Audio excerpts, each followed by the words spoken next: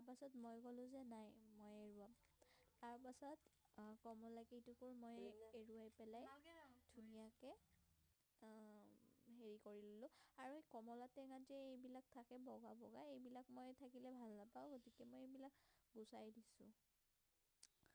তাৰপাছত মই কমলা টেঙা কেইটুকুৰ এনেকৈ মাজেদি ফাল কৰি দিছোঁ, যাতে খাই ভাল লাগে। আৰু ৰসটো মানে যেতিয়া মানে সেইখিনি কটা যায় মাজেদি, তেতিয়াহ'লে ৰস ওলাই নহয়, ৰসটো ওলালে মই খুব ভাল পাওঁ।